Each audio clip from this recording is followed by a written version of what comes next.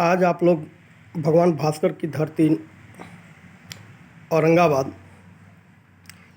के NDA programme में शामिल होने जा रहे हैं। एनडीए के तमाम दिग्गज पहुंचेंगे, तमाम कार्यकर्ता पहुंचेंगे, पांचों दल के लोग यहां जो है शामिल होंगे।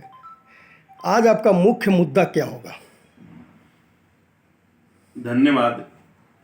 अच्छा सवाल किया आपने। आपको और आपके चैनल को बहुत बहुत बधाई और धन्यवाद। आज 31 तारीख को एनडीए बिहार सरकार द्वारा पांचों प्रदेश अध्यक्ष आ रहे हैं इस कार्यक्रम में, और एकता दिखाने का ये समय है और एकजुटता बना करके 2025 जो मिशन है एनडीए का, चुनाव जीतने का बिहार विधानसभा में, नीतीश जी के नेतृत्व में एनडीए यहाँ मजबूत स्थिति में है और फिर से 2025 में बिहार में एनडीए की सरकार बनेगी। उसका मुख्य मुद्दा है यहाँ पे डबल इंजन की सरकार केंद्र में, यशस्वी प्रधानमंत्री सुशील कुमार नरेंद्र मोदी जी के नेतृत्व में एनडीए की सरकार जो केंद्र में चल रही है, और बिहार में नीतीश जी के नेतृत्व में जो एनडीए की सरकार चल रही है, ये दोनों के सामंजस्य से बिहार का विकास हो रहा है, देश का विकास हो रहा है। और अगला मुद्दा हम लोगों का जो भी बचा काम है बिहार में, वो सब अगले पंचवर्षीय में पूर्ण होगा और विकास ही मेन मुद्दा है और विकास होगा आगे भी। इसीलिए सभी कार्यकर्ताओं को, पांचों दल के कार्यकर्ता एकजुट होकर के क्षेत्र में काम करें और जहां भी विकास बचा हुआ है उस विकास की बातों को आज इन नेताओं के सामने रखें, आगे उस पर विचार करके और विकास का काम किया जाएगा। बिहार में एनडीए की ही सरकार है, आपकी पार्टी लोजपा रामविलास भी जो है एनडीए में ही शामिल है, लेकिन जो है औरंगाबाद ज़िले में इन दिनों जो है क्राइम का ग्राफ काफ़ी बढ़ा हुआ है और दिन दहाड़े हत्या किया गया है। ऐसा कुछ भी नहीं है। जो हत्यारे हैं या अपराधी हैं उनका कोई जात और धर्म नहीं होता है। अपराध करने वालों की एक मंशा होती है, उस पर सरकार और प्रशासन अच्छा काम कर रही है। त्वरित कार्रवाई करते हुए 3 दिन के अंदर अपराधियों को पकड़ के जेल के सलाखों में डाल दिया गया। अपराध तो जनसंख्या बढ़ा है तो होते रहता है, और अपराधी जो हैं वो कोई भी सरकार हो, उनका एक अलग जात होता है, उनका एक अलग मंशा होता है अपराध करने की। और अपराधी जो यहाँ पे जितने अपराध कर रहे हैं, इतना एनडीए के सरकार में प्रशासन सख्त है कि उन पे शिकंजा कस के और उनके ऊपर पीछे भेजा जा रहा है। यहाँ एनडीए जो है मतलब गुटबाजी में नज़र आ रही है।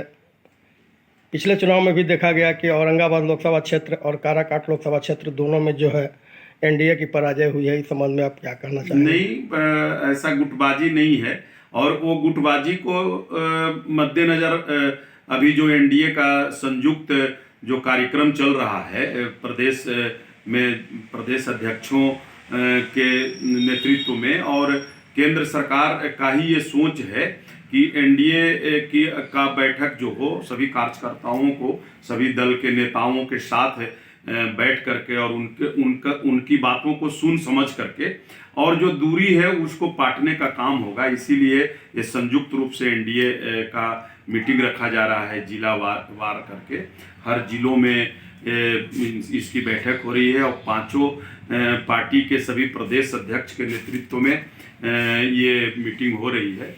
और ये ऐसा कोई गुटबाजी नहीं है, और यदि थोड़ा मोड़ा गुटबाजी तो बड़ा परिवार होता है तो हर घर में होती है, लेकिन एकजुटता दिखाते हुए निश्चित रूप से 2025 में बिहार में फिर से एनडीए की सरकार बनेगी नीतीश जी के नेतृत्व में। संस्कृत भाषा को देव भाषा माना जाता है, लेकिन संस्कृत का जो है आज पतन हो रहा है। औरंगाबाद ज़िले में कहीं भी विद्यालय जो है धरातल पर नहीं चल रहा है। केवल प्रथमा मध्यमा का जब एग्ज़ाम होता है तो केवल फॉर्म अप्लाई करा दिया जाता है और जो है एग्ज़ाम में बैठा करके और रिजल्ट भी जो है मतलब दिलवा दिया जाता है। इस संबंध में आप क्या कहना चाहेंगे? नहीं, मध्यमा संस्कृत तो हमारी धरोहर है, जब जो हमारा देवनागरी भाषा है हिंदी, और वो भाषा बिना संस्कृत के बोला नहीं जाएगा। और मगध क्षेत्र में तो विशेषकर अधिक भाषाओं में जितना भी हम लोग बोली बोलते हैं उसमें संस्कृत का मिश्रण है, और संस्कृत धरातल पर है।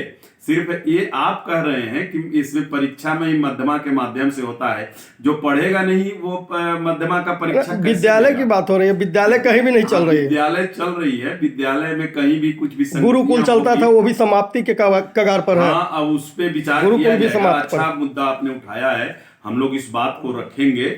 और इसका स्पेशल औरंगाबाद में भी संस्कृत विद्यालय है और उसमें पढ़ाई हो रही है, रिजल्ट होता है। धरातल पर नहीं चल रहा है ना, हम लोग तो देख रहे हैं। और पूरा जो है मतलब जिलावासी कहते हैं कि धरातल पर कहीं चल ही नहीं रहा है। विद्यालय जो है समाप्ति के कगार पर है, संस्कृत विद्यालय का एकदम पतन हो रहा है। संस्कृत भाषा जबकि सभी भाषा की जननी है। सभी भाषा, हम तो पहले ही बोले कि हमारा जो देवनागरी भाषा है उसका जननी संस्कृत ही है, और संस्कृत से ही हिंदी भाषा बोला जाएगा। और संस्कृत का पढ़ाई तो यहाँ है, लेकिन अब वो धरातल पर है, इंटरेस्ट भी नहीं है। जैसे टेक्निकल अभी पढ़ाइयों में हमारे युवाओं का ज़्यादा ध्यान है, तो टेक्निकल होने के कारण संस्कृत थोड़ा सा टेढ़ा भाषा है, और उसमें कहीं कोई आगे कोई ऐसा जॉब वॉब का व्यवस्था नहीं। सब व्यवसायिक पढ़ाई पढ़ रहे हैं हमारे आज के युवा वर्ग जो हैं, जिसके कारण से संस्कृत में विद्यालय में बहुत कम लोग एडमिशन लेते हैं, उधर झुकाव नहीं है। और वो एक कारण हो सकता है। बताएं, ये युवाओं का झुकाव और उनका मतलब इंटरेस्ट का विषय है, इसके कारण से। टेढ़ापन की जहाँ तक बात आपने की, तो टेढ़ापन के जगह पर तो है मिठापन है। इसमें मिठास जो है माना जाता है। और जितने भी कर्मकांड किए जाते हैं, कर्मकांड बिना संस्कृत के अधूरा है। नहीं, वो सब सत्य है। जो आज कर्मकांडी लोग ही उसमें संस्कृत में पढ़ रहे हैं, लेकिन जो टेक्निकल पढ़ाई जब चालू हो गया ना, और जॉब की बात है, जिस ढंग से जनसंख्या बढ़ रहा है देश में, महंगाई और हर साधन का उपलब्ध नया युग में जीने का एक जीवन शैली, वो भी एक कारण है कि वो संस्कृत पढ़ करके कर्मकांड करके व्यवसायिक पढ़ाई नवयुवक नहीं चाहते हैं। वो ऐसा पढ़ाई चाहते हैं टेक्निकल, जिसमें अच्छा खासा उनको उसका पारितोषिक मिले, और जो नया जीवन है पश्चिमी सभ्यता के साथ जो जीने का अभी जो आधार बना हुआ है, देश 20 वजह से डेवलप कर रहा है, उसके कारण से भी वो भाषा का पढ़ाई में कमी हुआ है, इंटरेस्ट कम हुआ है। नहीं, मिथिला में या वाराणसी में जो है आज भी संस्कृत बरकरार है, लेकिन सभी जगहों पर जो है, बिहार में अधिकांश जगहों पर यही देखा जा रहा है। और लेकिन उन लोग जो है कभी भी संस्कृत को छोड़ नहीं रहे हैं और संस्कृत को अपनाए हुए हैं। वाराणसी ही ऐसी जगह है, दरभंगा कामेश्वर सिंह विश्वविद्यालय है, चाहे जो भी हो, संस्कृत की जितनी भी कॉलेजें हैं वो अपना लाज बचाई हुई है। आपका कहना सत्य है, मैं आपका बात का सपोर्ट करता हूँ। वाराणसी जो है वो धार्मिक स्थल है, हमारा सनातन धर्म का जननी है। और वहाँ पे संस्कृत विद्यालय, जहाँ सनातन बचाने की बात है, जहाँ अपना सभ्यता संस्कृति बचाने की बात है, संस्कृत हमारे जीवन के लिए अति आवश्यक है पढ़ाई।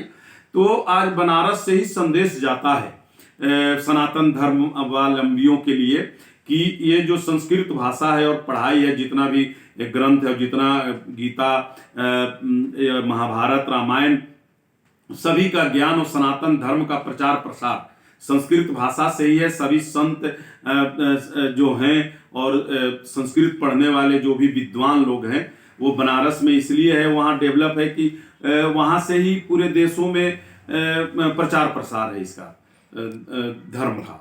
आज के मीटिंग के बारे में आप क्या कहना चाहेंगे? जो मीटिंग बहुत सफल होगी, जो एनडीए की मीटिंग हो रही है, एनडीए की मीटिंग बहुत सफल रहेगी। पांचों पार्टी के सभी कार्यकर्ता ईमानदारी पूर्वक आज गेट स्कूल के मैदान में वहाँ आएंगे और अपनी बातों को जो वरिष्ठ नेता हैं वो रखेंगे, और क्षेत्र की समस्या के बारे में भी मंच से रखा जाएगा कि आने वाला 2025 में फिर से नीतीश जी के नेतृत्व में एनडीए की सरकार बने। और जैसे केंद्र में एनडीए की सरकार है और बिहार में भी एनडीए की सरकार होगा, तो आज हमारा बिहार जो पिछड़ा है, जहां कुछ काम बचा हुआ है, वो काम पूरा होगा। जिलेवासियों को अंत में आप क्या कहना चाहेंगे? आज एनडीए के मीटिंग के उपरांत पूरे औरंगाबाद जिला वासियों को मैं हार्दिक बधाई और शुभकामना देता हूं कि वो आएँ गेट स्कूल के मैदान में, और एनडीए के सभी प्रदेश पार्टी के प्रदेश अध्यक्षों का भाषण को सुने, और जो भी बातें हों, जहां जिसकी समस्या है, अपने नेता के माध्यम से उनके समक्ष रखने का मैं अपील करता हूं।